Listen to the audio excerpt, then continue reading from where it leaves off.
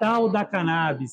Quanto preconceito, quanta desinformação a respeito dessa planta. Por isso que eu vou bater um papo agora com o doutor Cristiano Fernandes, que vai desmistificar para a gente esse preconceito desnecessário em relação à planta, né, doutor? Total. Como você mesmo disse, né, é um preconceito. As pessoas vêm com uma ideia preconcebida a respeito de algo que definitivamente elas não sabem do que estão falando, né? E como quebrar isso, doutor? Porque assim, vem aquela história, né, que a gente sabe tudo relacionada à questão de droga, de criminalidade, de marginalidade, só que é um discurso que acaba deixando de lado todos os benefícios medicinais da planta, né? Sim. Como quebrar isso? O que dizer para essas pessoas que ainda não conseguiram perceber que a planta que está aqui, ó, a planta está aqui, ó, ela é usada na medicina e pode mudar a vida de muitas pessoas? Sim. Então, vamos lá. Acho que a principal coisa para a gente desmistificar, a gente quebrar qualquer preconceito, chama-se conhecimento. Perfeito, Sem concordo. conhecimento, a gente não vai a lugar nenhum. Então, assim, vou jogar aqui o advogado do diabo. Perfeito. Né? Cannabis é a terceira substância mais consumida no mundo. Será que... Quais são as outras duas? Álcool e tabaco. Perfeito. Então, se a gente pensar nisso, quantas pessoas morrem por conta da cannabis, quantas pessoas morrem por álcool e quantas pessoas morrem por conta do tabaco? Eu vou te dizer, pela cannabis, ninguém. Perfeito. Não existe morte documentada, óbito documentado, em decorrência do uso da cannabis, da overdose da cannabis. Então, isso não existe. Então, acho que o primeiro conceito que a gente precisa quebrar é isso. A cannabis não é uma droga que mata. E por que ela não mata? Por um fator simples e que é técnico também, que é óbvio que a população não sabe disso, mas um fator técnico. A gente não tem receptores para os canabinoides no centro da respiração no nosso cérebro, que é o bulbo. Então não existe uma dose tóxica, letal da cannabis. Então a gente já começa por aí. Então não é uma droga fatal, diferente do álcool, diferente do cigarro. Estudos já mostraram que o consumo de cannabis também não induz ao câncer como induz o tabaco. Perfeito. Então, também seria uma droga mais segura. Mesmo ela sendo usada pela via de combustão. Mesmo ela sendo usada pela via de combustão. Que é a mesma forma do cigarro. Do cigarro. Isso. A gente tem... porque o cigarro tem outras substâncias que na planta não tem. Mas a gente está falando isso no quesito droga. E a gente tem que entender que a cannabis ela não é ela é uma planta que tem substâncias boas, importantes para a gente, assim como outras plantas. Né? Então, se você pegar a dedaleira, que é uma planta comum no Brasil, ela produz o digital, que é um produto químico, uma substância química, que hoje a gente usa em cardiologia e que está patenteado. Né? Perfeito. A indústria farmacêutica descobriu a droga, descobriu a substância, patenteou essa substância e vende essa substância. É o digital. Então, é uma droga vinda de uma planta. A cannabis tem várias drogas, vários fármacos que a gente pode aproveitar dela. Os canabinoides são um desses fármacos. E a gente pode utilizar esses canabinoides, esses fármacos, para tratar patologias, para tratar sintomas humanos, com muito boa qualidade. Então, a planta oferece para a gente a possibilidade de tratar alguns sintomas com um produto que vem de uma planta. Perfeito. O futuro, obviamente, vai ser a indústria farmacêutica identificar e produzir esses compostos de forma que ela possa ter royalties dele e ter uma garantia de que ela vai ter um ganho com esses produtos, o que ela não pode pela planta. Então, hoje, o consumo da planta meio que quebra esse paradigma da indústria farmacêutica. Entendi. E aí eu falo o consumo da planta, não necessariamente a planta in natura, o óleo da planta, os games provindos da planta, os remédios, os fármacos provindos da planta. Então, acho que as pessoas precisam entender que a planta ela tem muito mais a oferecer. E aí as pessoas podem pensar assim, poxa, mas é uma planta que pode ser mal utilizada. Sim, ela pode ser mal utilizada, mas alguém já parou para pensar que o opioide que a gente compra na farmácia quando está com dor, ele também vem de uma planta? E o opioide vem de qual planta? Vem da papoula. O ópio vem da papoula. Que é a droga que, se não me engano, foi banida do mundo, o ópio. Então, o ópio foi o grande problema de saúde pública na década de 60 e que nessa história, né, o ópio, para quem gosta de gibi, né, tem o Tintim, né, que é uma história lá da Inglaterra, e o Tintim exatamente contextualiza essa época do mundo onde o grande problema era a guerra ao ópio, né? Então a Inglaterra criou ou participou dessa guerra ao ópio que vinha do Oriente, né? Então o ópio vinha do Oriente e aí o Ocidente meio que começou a combater isso.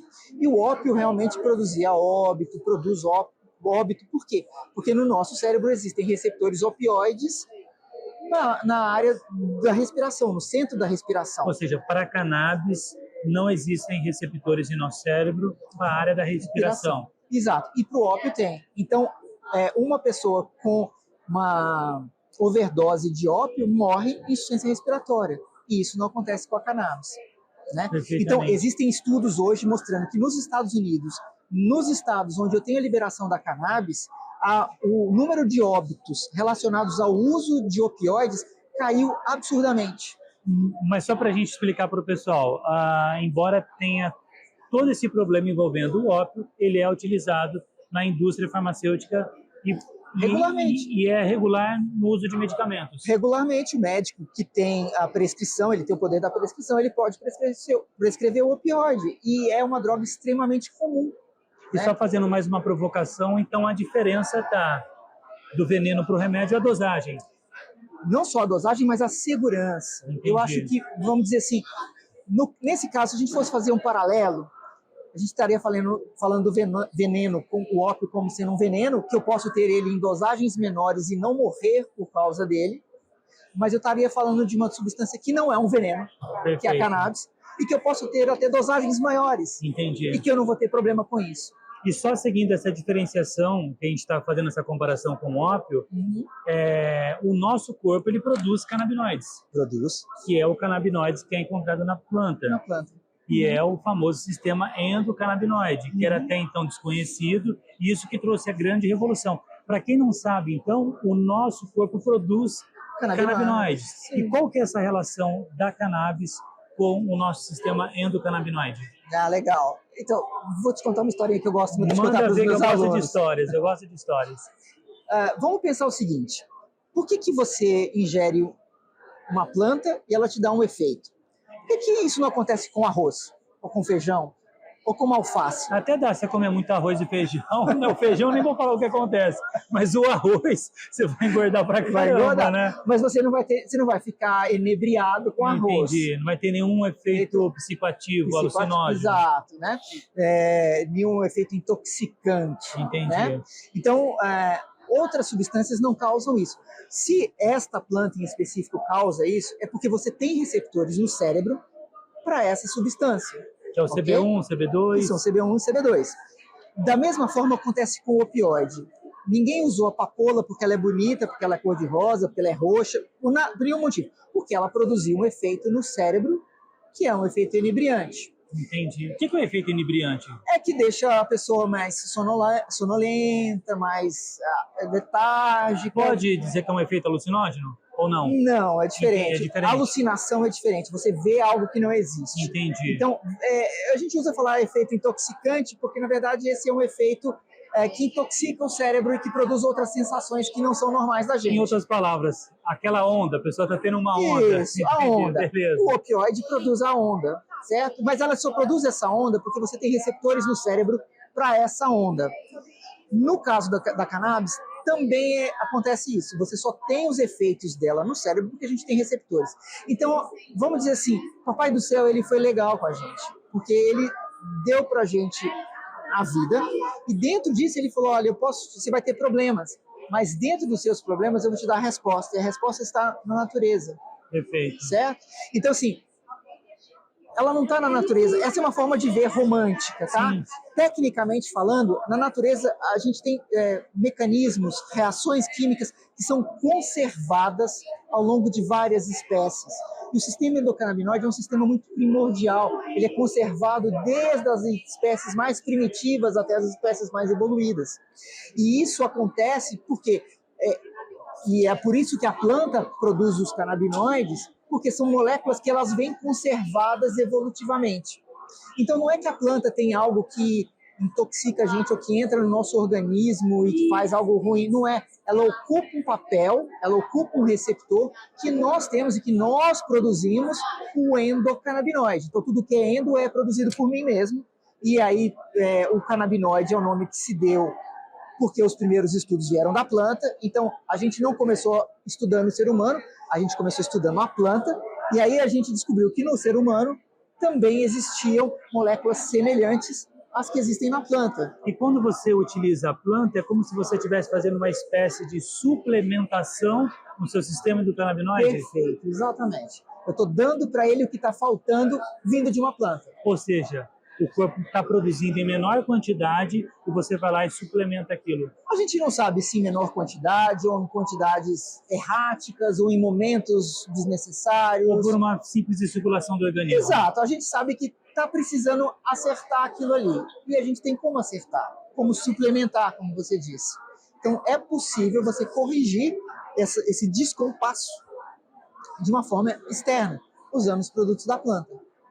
Perfeitamente. Bom, acho que é um esclarecimento que não resta nenhum tipo de dúvida agora, né? Para quem tem relação a cannabis ou querer associar a planta simplesmente a uma droga, né? Não, não é. A gente precisa separar muito bem as coisas. O ser humano ele pode fazer usos errados de tudo.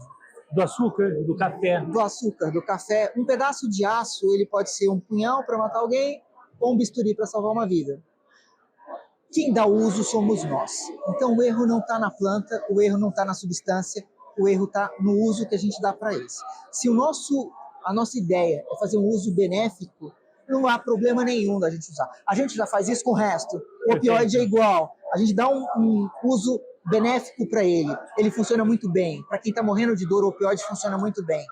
Para quem tem uma dor extrema, alta, extremamente potente, o opioide funciona para isso. Então, historicamente, a gente não abandonou o opioide porque ele tem efeitos colaterais. E ninguém fala assim, não quero a morfina porque ela vem do ópio. Exato. Quem está com dor não recusa a morfina. Quem precisa do sistema endocannabinoide suplementado não vai recusar da planta também, porque ela tem um efeito positivo. Então, o que a gente precisa aprender é como fazer o uso correto disso. Né? E o nosso papel médico é esse, é ensinar o uso correto, é estimular o uso correto, é orientar para o uso correto. E é isso que eu estou fazendo aqui, orientando como usar da melhor forma algo que pode ser benéfico. O mau uso não está no meu controle. Né?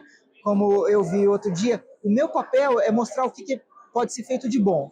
Usar errado não está comigo. Esse é das pessoas de mau caráter. E aí a gente não tem como controlar isso, né? Assunto esclarecido, doutor. Muito obrigado. Muito obrigado, viu? Muito...